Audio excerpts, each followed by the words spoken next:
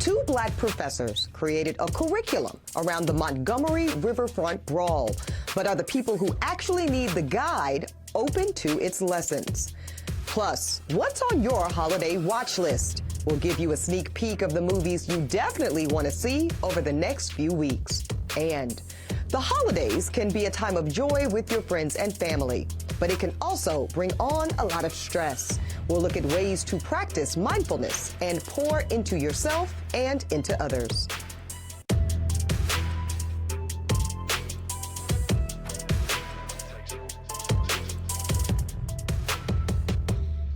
Welcome to the Grio. I'm Ebony K. Williams.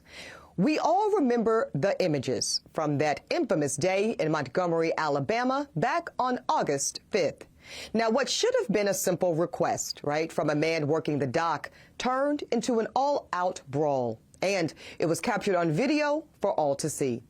The dispute was over a smaller boat blocking a riverboat from docking, and when Damian Pickett asked the owners of that smaller boat to move, well, that's when all hell broke loose. The fight divided the nation along racial lines. And now, two college professors have built a curriculum around the incident, hoping that the study guide will provide an opportunity for healthy dialogue about the incident. Joining me now are the two professors who created the course. Dr. Linda Holloway, she's a professor at Alabama State University, and adjunct professor Dr. April Berry from the University of South Alabama. Professors, thank you both so much for joining me here at the Grio. Dr. Holloway, I will start with you. So how did you and Dr. Perry even come together in order to create this particular curriculum? Okay, we came together. We have a history, and that is that while I was at Alabama A&M, she was a student there.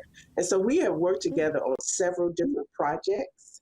And as being my student, as allowing me to be her mentor, we came together under those umbrellas in terms of doing this particular project. And also she teaches the diversity also.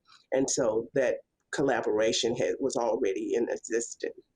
Dr. Holloway, I do want to ask you, when you approached the development of this curriculum, how did you, and Dr. Berry, but Dr. Holloway, how did you guys decide what the questions would be and what the scope of the work would look like? Well, one of the things that we historically do, or I do in my diversity class, is I use a lot of video kind of cinema therapy. So that was something that I was already doing. And so one of the things that I like to do is approach it from a psychosociological perspective. And so oftentimes when people walk away from various narratives, they have this one particular narrative. And we wanted to make sure that we were covering a lot of grounds in terms of not just what would happen in terms of mental health, but also what would happen in terms of history. Because a lot of times, even when a client come in, we ask them about their background history. And so in understanding the dynamics that were taking place, it was important that we set the stage in terms of being able to do that. But we also wanted to have things that we actually discuss in our class, whether it's microaggression, whether it's hostility or workforce violence, those kinds of things in terms of trauma, not just individual trauma, but community trauma. So we wanted to make sure that we were covering all of those various questions. Excellent. And Dr. Berry, I do want to note for those listening and watching our conversation today that where Dr. Holloway is leading the class and curriculum and conversation at Alabama State University, which is a fantastic historically black college and university, you, Dr. Berry, are at Alabama University, rather, of South Alabama, predominantly white institution, but still a significant portion of students of color. How do those different demographic structures of your various institutions play into the impact that you want your curriculum to have? For me, it's very important. For me, I teach a undergrad cultural competency course where we talk about, diversity specifically within the workplace. But then I also teach a multicultural counseling graduate course where I'm teaching other rising clinical mental health professionals about the importance of diversity. And majority of those classes are rooted in trying to bring awareness to students about the importance of diversity. For my undergrads in particular, they are getting what I call like a snapshot of cultural competency because it is an 8-week course and it's tailored to trying to get them to understand that diversity does exist. These are individuals who are predominantly white and they're going to be entering various sectors within their career paths versus my graduate students. They are going to be individuals who are going to be working with clients who come from a wide range of backgrounds. And so for them, I'm trying to make sure that they understand diversity from the standpoint that you're going to experience all kinds of array of various people with various disorders coming from various backgrounds and experiences. And so making sure that they have the ability and the awareness to work with those individuals. So across the board, I think that in predominantly white institutions, we can be very hesitant to talk about these issues, but I think it is about how you present the courses and the curriculum to students that allows for them to be able to engage. And so one of the things that I try to do is first bring in my own awareness and my own diversity so that I can set the tone to say, okay, this is something that is very, maybe difficult to talk about, but when they see a professor models that, it allows for the tone in the classroom to be set where you can have those more open and engaging conversations for students. Okay, great. Professors Holloway and Berry, both of you stay with us. After the break, I want to find out your take on who really needs to take part in this curriculum and if you believe they are open to receiving the lessons. That's next on The Grio. I'm Torre. Join us for crazy true stories about stars who I really hung out with, like Snoop, Jay-Z, Prince, Kanye, and the time I got kidnapped by Suge Knight. Don't miss my animated series, Star Stories with Torre, from the Grio Black Podcast Network.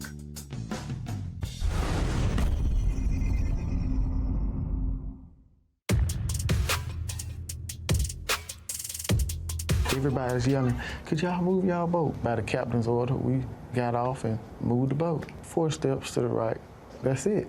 Words were exchanged and I was like, I'm just doing my job. After we dock, we don't mind y'all staying there, but not at this time while we're trying to dock. That was Damian Pickett, the man at the center of the riverboat brawl in Montgomery, Alabama. He was explaining what happened back in August when he was attacked by several individuals simply for doing his job. Now, there are many lessons that we can all learn from what happened in Montgomery, and there are 2 professors who have provided a blueprint with a brand new curriculum aimed at providing healthy discussion and dialogue about what happened. But the question is that the people that really need to be receiving this information, well, are they taking advantage of it? Still with me to discuss Dr. Linda Holloway. She's a professor at Alabama State University, and adjunct professor Dr. April Berry. She is from University of South Alabama. Together, they've created the Riverboat Curriculum Study Guide.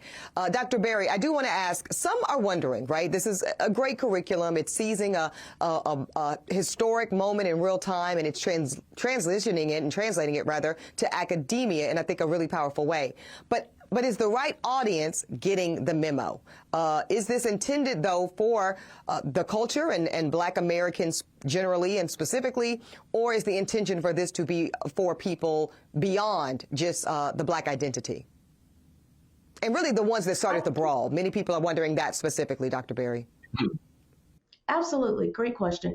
I think it, definitely is tailored for, specifically for our classroom setting. We want students to be able to have these healthy discussions, but we also, when we created it, we wanted it to go as far as it needed to go so that it could have a wide reach for people to really understand that we can have these difficult conversations and that we can talk about these issues, because these are issues that are not unfamiliar. You know, we are experiencing these things in our culture year after year after year. But Dr. Holloway and I really wanted to make sure that we were putting this in a curriculum where not only in the field of academia, but also in our mental health field, that we're actually talking about the mental impact of these types of instances that continue to happen and plague our society. So we do want, you know, students to be able to engage in this, but also from a mental health standpoint, oftentimes we have mental health professionals who are treating individuals who are coming in from experiencing different things like this, but are we also creating space for mental health professionals themselves to be able to talk about this? And that was something that we really wanted to do as well with this curriculum. Yeah. Dr. Holloway, I want to ask you this. Many people, when this first happened, August 5th and the days following immediately, there was a lot of social media reaction, right? That's really the viral nature of what happened in Montgomery. And many people were making jokes and finding a lot of humor in it. And I think we all can understand the compelling need for, you know, especially Black America to find some joy and some sense of positivity and lightheartedness, and finally, you know, feeling like we are redeeming our positioning in this country, and specifically in a state like Alabama. But there is some more, as Dr. Berry is alluding to, some more substance that moment offered, right? So can you talk about how your curriculum and your study guide that you two have comprised addresses the substance of it, as maybe as well as the humor aspect? Absolutely. Thank you for the excellent question. And to just kind of dovetail off of what Dr. April Berry has so eloquently stated, is that we wanted to have an opportunity where everyone can use the curriculum. So therefore, we made it where it was public. And we also set ground rules. And in the ground rules, we told people what they could do to have these critical conversations. The question is often asked, when you do something, whether or not it will penetrate or reach the masses of people. We can't control for that, but we can put it out there and allow it to obviously take a life and identity of its own. We would like for it to. We also want to move from just having conversations. One of the things that I think about when I think about diversity is act.